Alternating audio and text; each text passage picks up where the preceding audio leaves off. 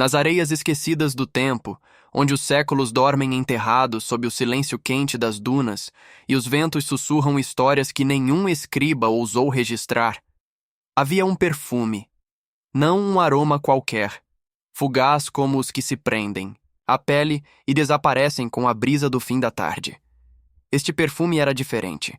Era antigo, tão antigo quanto o primeiro lamento humano sob a luz de uma estrela, tão profundo quanto o suspiro de uma alma prestes a esquecer-se de si.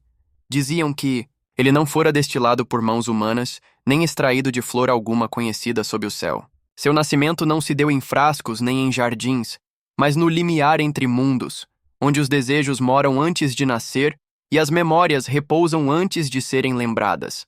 Ele fora tecido pelo sopro de um ser que não era feito de carne, nem de osso, nem de sangue, mas de vento, sombra e promessas. Promessas sussurradas à beira da ruína. Promessas feitas ao ouvido de reis moribundos, de amantes desgraçados, de poetas à beira do esquecimento. A criatura que o criou, se é que pode ser chamada assim, não tinha nome que a boca pudesse pronunciar sem tremer. Tinha olhos como fendas no vazio e falava com a voz de muitos, e ao criar aquele perfume, selou nele uma maldição disfarçada de milagre, o dom de evocar tudo aquilo que o coração humano mais teme esquecer, e mais teme lembrar. E assim, o deserto guardou o segredo, como guarda tantas outras coisas que o mundo preferiu esquecer. Mas o vento, por vezes, ainda sopra diferente. E quem o sentir, mesmo por um breve instante, talvez compreenda que algumas fragrâncias não vêm do mundo, vêm da alma, ou de algo ainda mais antigo do que ela.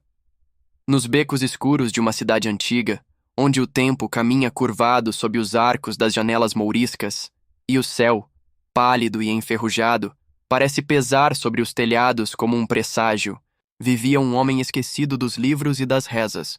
Chamavam-no de Nuri, embora esse nome lhe tivesse sido dado por engano por falta de outro. A verdade é que ele mesmo já não se recordava de como fora chamado quando nasceu. Se é que nasceu.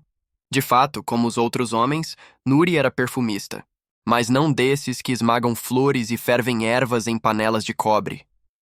Seu ofício não era guiado por receitas, mas por murmúrios. Escutava o aroma oculto nas palavras não ditas, nos sonhos alheios, no sal do pranto escondido. Seu ateliê era uma cripta de vidro e silêncio, cravada entre duas construções em ruínas, onde a luz entrava apenas pela fenda de uma clarabóia que nunca abria. Ali, frascos repousavam como deuses esquecidos: âmbar, jade, ônix, cristal negro. E dentro deles giravam líquidos que não pareciam líquidos, mas memórias em estado líquido, ou talvez delírios, filtrados gota a gota. Por anos, Nuri buscou um único cheiro. Um perfume que não apenas encantasse, mas que dobrasse o espírito, humano. Que curvasse reis e crianças, amantes e tiranos, até que ficassem de joelhos diante dele, oferecendo seus segredos, suas vontades, seus destinos. Sabia, por uma lenda que lhe fora sussurrada por um derviche moribundo, que esse perfume já existira, uma vez apenas, nas areias de um deserto onde o tempo se esqueceu de morrer. Um aroma que não nascera de flor, resina ou raiz, mas de algo anterior à própria memória. O derviche chamara aquilo de hashar, que em língua esquecida significava o chamado do que não pode ser nomeado. Conta-se que esse perfume, quando exalado, fazia as pessoas chorarem por lembranças que não eram suas, riam por amores que nunca viveram, e se ofereciam, sem saber porquê, ao portador do aroma, como folhas secas se oferecem ao fogo. Nuri se pôs então a tentar recriá-lo. Para destilar um perfume que não pertence ao mundo dos homens, é preciso caminhar fora dele. E Nuri caminhou. Desceu por trilhas que não existiam nos mapas, apenas nos pesadelos de certos anciãos que tremem sem motivo ao amanhecer. A primeira essência que buscou foi a lágrima de silêncio. Disseram-lhe, num mercado de sombras em Samarcanda, que ela podia ser obtida apenas de crianças que choraram em absoluto desamparo, mas aprenderam a calar por não haver mais ninguém para escutar. Eram lágrimas secas antes de cair, que só podiam ser recolhidas por um ritual antigo, realizado sob o sino rachado de uma antiga escola transformada em asilo para os esquecidos. Nuri vestiu-se de silêncio e foi até lá. Esperou a hora certa, quando a lua cheia se escondia atrás das nuvens, e se debruçou sobre as camas dos órfãos. Soprava palavras doces, não para confortar, mas para aflorar a dor adormecida em seus peitos. Sussurrava nomes de mães mortas, evocava o som de passos que nunca voltaram, imitava o timbre de vozes que um dia foram casa. E quando a primeira lágrima se formava, grossa, imóvel, hesitante, ele acolhia com um fio de linho sagrado mergulhado em âmbar, uma a uma, como quem colhe estrelas que se recusam a nascer. Mas aquilo deixou marcas. No terceiro dia, ao acordar, percebeu que sua voz havia mudado. Estava mais grave, mais bela, mas não era mais sua, era a voz de um dos meninos.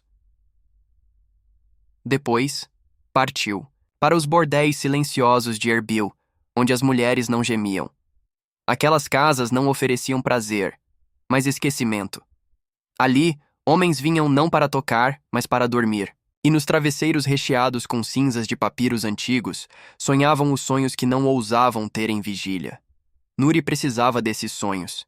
Escondeu-se por dias nos forros do telhado, escutando.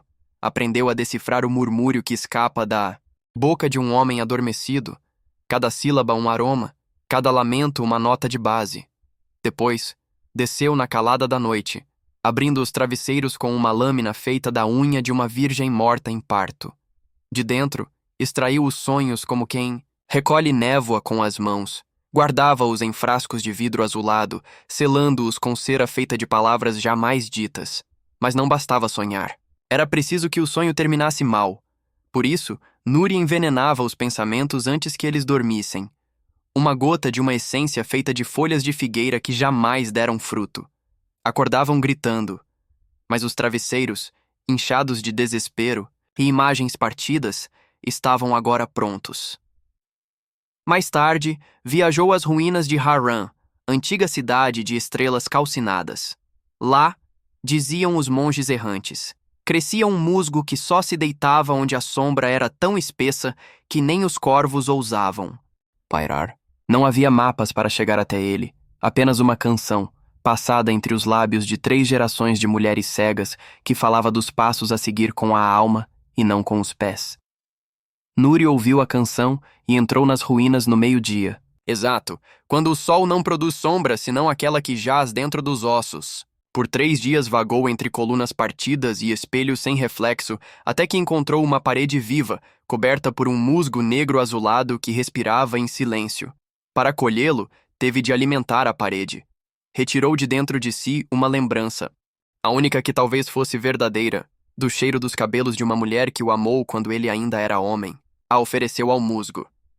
E quando o musgo a devorou, ele se descolou da pedra e escorreu até suas mãos, quente, pulsando, como se tivesse coração. Ao tocá-lo, Nuri esqueceu como se amava. Com os ingredientes recolhidos, fez um frasco com vidro, derretido sob fogo aceso com páginas arrancadas de um evangelho proibido, escrito por um profeta que enlouqueceu antes da última palavra. O líquido era denso, como se carregasse peso de séculos. Flutuava no vidro, mas parecia afundar no tempo. Misturou, as lágrimas ao musgo, os sonhos à essência. Acrescentou a última nota, um sopro recolhido de uma mulher que morreu sem perdoar. E quando o selo foi fechado, o vidro tremeu. Do frasco exalou uma nota aguda, inaudível ao ouvido humano, mas clara o suficiente para fazer as janelas trincarem e as moscas caírem mortas. Nuri sorriu. Mas não era mais o sorriso de um homem. Era o sorriso de quem sabe que já não pertence a si, ou a qualquer mundo habitado por coisas com sombra. A essa altura, Nuri tudo conseguia e a todos encantava, mas, ao contrário do que sempre imaginara, aquilo que perseguira por toda a sua vida com afinco já não preenchia sua alma. Na verdade, sua alma era cada vez mais vazia e sombria. Se é que ainda existia algo que ele ainda pudesse chamar de alma dentro de si mesmo. A escuridão o assombrava na mesma medida com que o aprisionava. Sua vida estava pouco a pouco se tornando um eterno e lamurioso tormento. Ele tinha tudo, conseguia tudo, mas por dentro era oco, vazio, solitário. O perfume era negro, não no tom, mas na presença. Não tinha cor, mas apagava a luz ao seu redor. Evaporava sem deixar traço e, mesmo assim, enchia os pulmões de quem ousasse aproximar-se com um terror doce, como o de um beijo prestes a envenenar. Certa noite, ao testá-lo pela primeira vez, Nuri caminhou entre as praças da cidade. Nenhuma palavra foi dita, bastava sua presença. Homens paravam de falar, mulheres deixavam os filhos chorando no chão, ricos ofereciam chaves de cofres, pobres ofereciam seus próprios nomes, mas o perfume cobrava. Cada gota borrifada parecia tirar algo de Nuri. A princípio, esqueceu o som da risada de sua mãe, embora não lembrasse se um dia ouvira. Depois, esqueceu o cheiro da terra molhada depois da chuva, o gosto do pão quente, o nome da mulher que uma vez dissera amá-lo com olhos que não mentiam. A cada encanto lançado sobre os outros, algo dentro dele morria como uma vela ao vento, até que, ao fim, o homem torna-se sombra. Ausência. Um vulto de fragrância flutuando entre os vivos, desejado por todos, lembrado por ninguém. Um vagante entre dois mundos que não pertencia